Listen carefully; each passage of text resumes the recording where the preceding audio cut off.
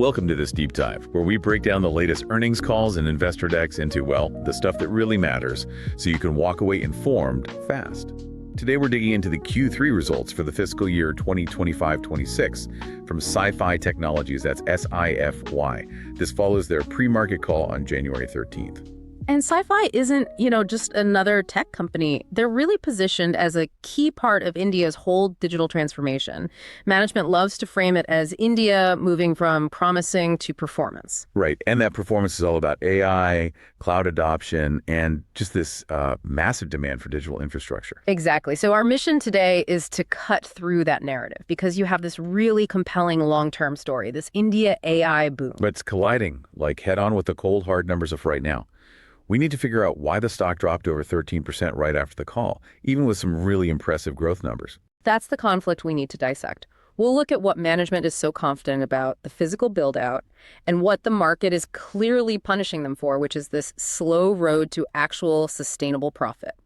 Let's start with those headline numbers, the ones that tell the growth story. Okay, let's do it, because if you just look at the top line, the momentum looks great. Revenue came in at INR 11,596 million. Which is over 1,150 crores. That's a really healthy 11% jump year over year. And the profitability metrics, at least the core ones, they look pretty good too. They do. EBITDA was strong at INR 2,470 million. That's about a 21.3% margin, and it's up an impressive 29% from last year. Gross profit margin was also solid, 40%. These are not bad numbers for a company that's building like crazy. Okay, so the growth story is there. But here's the friction. Here's the problem. Despite all that, the company reported a GAAP EPS of -1 cent. The consensus was 0. And the loss after tax was about 329 million rupees. So roughly a $4 million loss for the quarter. And that's it. That net loss is what spooked the market.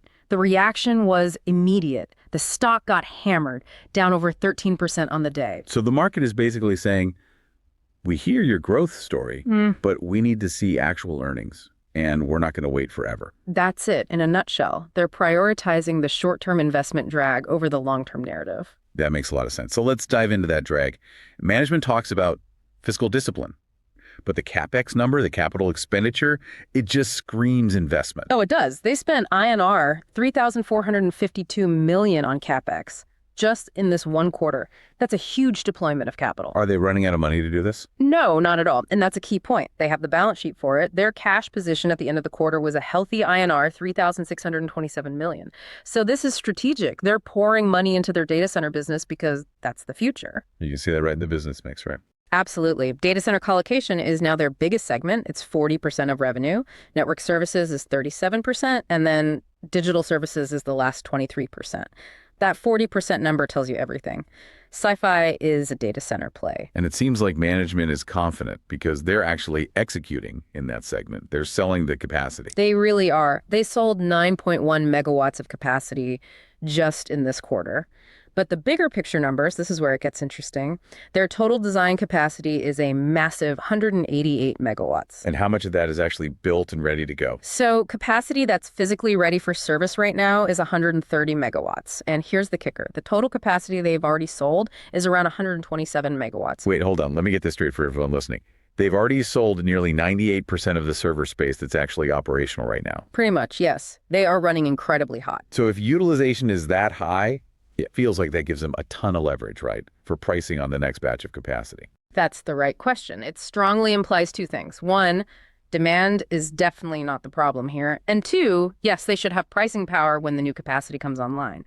The issue is just timing. They need to deliver it fast. And what does that delivery roadmap look like? So they gave details on the Rabale campus. They have 2 new facilities, Rabale 6 and 7, that are already contracted. They should go live sometime in calendar 2026. And after that? After that, 2 more greenfield projects, one for mid-2026, another for mid-2027. All in, these 4 new buildings will add about 125 megawatts of new capacity. Okay, now this is where I think it gets really interesting, especially with all the talk about AI.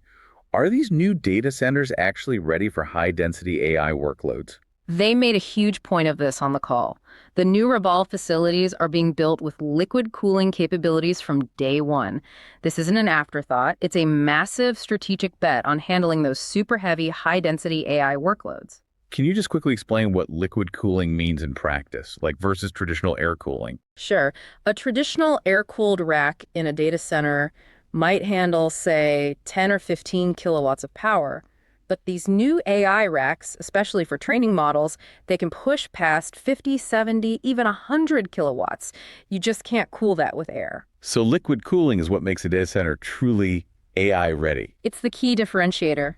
Sify is signaling they're building for where the market is going, not where it is today. That must cost a fortune, though, which just adds to that CapEx drag the market hates. It does, but they gave us the numbers. They said the extra cost for this high-density readiness is about $1.3 million per megawatt.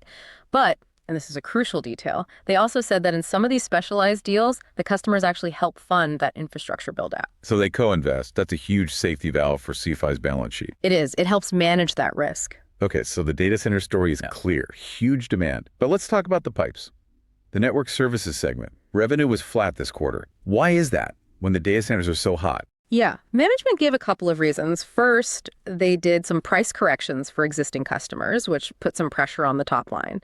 But the bigger reason is a structural shift in the industry. What kind of shift? Customers are moving away from old school connections to things like SD-WAN and SaaS.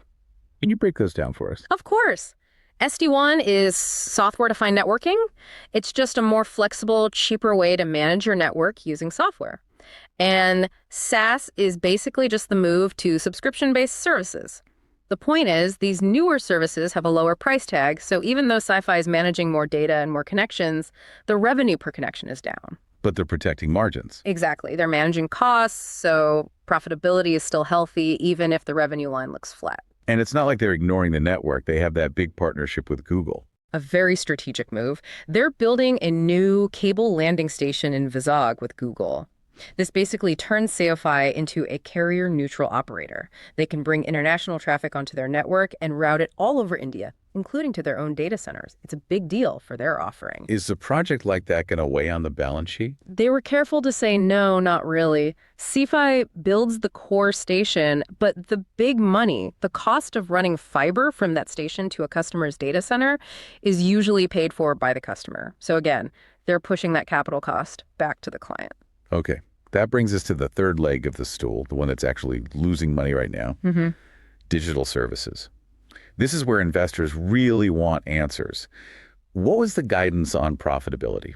This was maybe the most important question on the call. Management guided that they expect the digital services segment to hit break even in the latter part of fiscal year 2026-27. So that's still a ways off. That feels too far away for an impatient market. It definitely did. So what's the strategy to get there? How do they close that gap from losing money now to breaking even in, what, almost 2 years? They're focusing their resources. They're concentrating on the high growth stuff. Sure. Cloud managed, network managed, and security managed services. And their secret sauce, they say, is AI ops. AI ops. AI for IT operations. Basically, using artificial intelligence to automate the management of all these complex services. This lets them grow revenue without having to hire a proportional number of people, which is how they plan to get the leverage to hit that break-even target. Okay, so we've got the conflict, huge growth on one side, but losses and a long profitability timeline on the other. But there's one huge catalyst that could change the whole picture. The IPO of Sify Infinit Spaces, their data center business. It's what everyone is waiting for. The DRHP, the draft prospectus, was filed back in mid-October, and on the call, management was very clear. They expect regulatory approval this month, meaning January 2026. That is a massive near-term hurdle. And what's the scale of this IPO? How big is it? It's big. Total issue size is 3,700 crores, and most of it, 2,500 crores, is primary issuance. That money is going straight into building more data centers. It's basically the capital they need for the next 2 or 3 years of expansion. It de-risks the whole plan. Now, for anyone listening who holds Safeway as an American depository receipt and ADR, did they say anything about getting priority in the IPO? Yes, and this is really important detail for U.S. shareholders. They were explicit. Because of the legal framework, existing ADR shareholders are not legally guaranteed any kind of priority allotment in the IPO. So holding the ADR doesn't get you a spot in line. It does not. They did say U.S. shareholders with non-resident accounts in India could participate that way, but the ADR itself doesn't give you a right to the IPO shares. That's vital context. So let's bring it back to that core conflict. We talked about the 13% drop, but we have to remember the stock had a monster run-up before this, right? No, an incredible run. Over the last year, Sify was up more than 381%. The S&P 500 was up, about 21%? So when you have that kind of buildup, the market expects perfection. And they didn't get it. They didn't. Even with full data centers and the IPO right around the corner, the market just couldn't stomach that late FY 26-27 profitability target for digital services. It felt too far away. You have that accounting detail we touched on, which makes the near-term profits look worse than they are. Exactly. It's a technicality, but it matters. The company depreciates its equipment over 8 to 10 years for accounting, but the stuff actually lasts 15 plus years. They do it to match their pricing model, but it makes the reported costs artificially high right now. It hurts the P&L, even if it's the right long-term business decision. So what's the final takeaway here? We've got this incredible demand, AI readiness, IPO funding, but the market is just punishing them for the timeline. The contradiction is the headline. The fact that the stock dropped so hard on news that they're basically sold out of capacity tells you everything. The market is screaming for earnings visibility. The stock's performance from here really just depends on how much patience investors have between now and late fiscal 2027. All right. This is not financial advice. This is our segment where we pitch an outrageous but plausible trade concept based purely on what we just talked about. And the setup is clear. The market is punishing SI for its time-to-money problem, the losses, the 2027 break-even target. That creates a potential opportunity. So what's the trade structure? The core idea is simple. You sell the short-term drag and you buy the long-term capacity. The mechanism would be to initiate a short position on Sify stock. You're targeting that selling pressure that will likely continue until the IPO is done and the market gets more comfortable. Okay, so you're betting on the near-term impatience. And how do you capture the upside from all that capacity and the AI growth? At the same time, you buy deeply out of the money long-dated call options, and they have to expire well past that break-even target. So you're looking at late 2027, maybe even 2028. This gives you highly leveraged exposure if management actually pulls it off and monetizes all that capacity. So the short position hedges the downside while you wait. Exactly. It's a pure high-leverage bet on that delayed gratification, that inflection point that the market doesn't have the patience for right now. A very speculative idea, but it really highlights that gap between the value of their assets and the current P&L. So let's recap the essentials for you. Sify is riding the AI wave in India, selling capacity almost as fast as it comes online. Right, 127 megawatts sold versus 130 ready. And the next 125 megawatts of expansion is set to be funded by that big IPO. The growth story is rock solid. It's the P&L that's still under pressure. Remember, the stock's near-term performance is all about patience. But I'll leave you with one final thought to chew on for your own research. With all this talk about liquid cooling from day one and the AI boom, how quickly will Sify start signing AI contracts that have much higher returns than their standard cloud deals? And could that pricing power actually accelerate their path to profitability much faster than the conservative guidance they just gave? The answer to that question will determine the long-term winner. We'll catch you on the next deep dive.